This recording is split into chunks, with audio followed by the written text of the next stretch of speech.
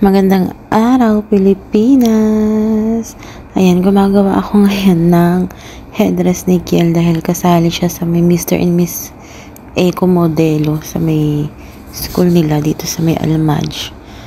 So, natapos na namin yung mga ibang costume, which is yung damit, yung pants, yung pakpak niya kasi ang peg daw niya ay Angel King. So, ayan yung kanyang tawag dyan, crown. The next day, ito na yung araw ng mismong fashion show. Ay, fashion show? Eco Modelo. Ayan. Pupunta kami ngayon sa school niya para, syempre, samahan siya doon for cheer. Shout out nga pala sa mga kasama kong gumawa ng costume dyan. Ayan, na ipakpak niya. Gumamit kami ng bulak, kung ano-anong ginamit namin dyan. So, on the way na kami ngayon sa school. Kasi ang program is 9 ata or 8:39. Tama, 9 a.m. So, ayan na si Kiel Tot. Gumamit kami ng mga dahon-dahon dyan na design. Tingin na ka ba? Ayan. Tuwan-tuwa siya. Ayan. Oh, so proud of you. Kasi guys, kung ako yan, syempre, hindi nyo ako mapapasali sa ganyan. Alam nyo naman ako, introvert. Oh, introvert. So, ayan, napagod siya. Tapos, ang nanalo dito is yung alaga ni mama dati. Tapos, after nyan, ayan, may binili si papa ng, Happy Meal. Kumain lang kami sa sasakyan, tapos diretso uwi na din.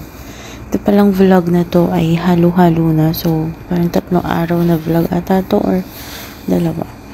And then, pumunta kami dito sa may Sci-Tech, sa may Alcobar.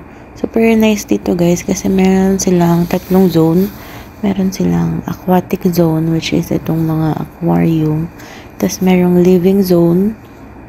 Yung nandun yung mga heart. Makikita nyo dun. Mga nervous system. Tapos, ano pa ba yun? Earth and space pala meron. So,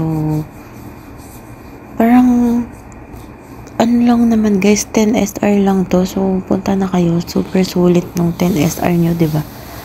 4 na zone pala to. So, may oasis pa. So, yun yung mga laruan ng bata. May mga, doon, blocks. Tapos, ayun. So, ito na yung The Living World pala. Ayan siya. Meron pa ditong mga buto-buto, ganun. Ang daming magagawa dito, guys. So, go na kayo for only 10 real, diba? Makakalibot na. Tuwang-tuwa talaga si Kiel nung nagpunta kami dito. Talagang nag-enjoy siya. And for sure, mag-enjoy din yung mga kids nyo. Or kayong magbabarkada kung pupunta kayo dito. Kasi ang dami talagang attraction. Tapos, ang dami ding matututunan dito dahil it's science. Oh, science. Ito yung dates, yung kanilang national, fruit ba yan? O food? National food. Tapos, ayan yung Earth and Science. Ano ba yan? Science. Basta yun. Basta siyensya. Sayang lang, naka-off kasi yung system ng ibang prototype. So, hindi mo siya magagamit. But still, worth it pa rin naman sa 10 real. Dahil ang dami mo na talagang malilibot at mag-e-enjoy talaga kayo. So, ito na yung last na zone na pupuntahan namin. Which is yung Discovery Oasis Zone. Ayan siya. Parang laruan to ng mga bata. Maraming blocks dyan. Parang blocks wall, tas maggagawa ka ron. Tapos, ayan, dumaan din kami dito sa may Bounce Arabia. Pero hindi na kami pumunta kasi hindi rin naman maglalaro si Kiel doon. Dumiretso na lang kami sa may Outback Steakhouse. Kakain kami. Pero hindi na ako nakapag-video guys kasi gutom nami. Kaya, sorry. Next time na lang.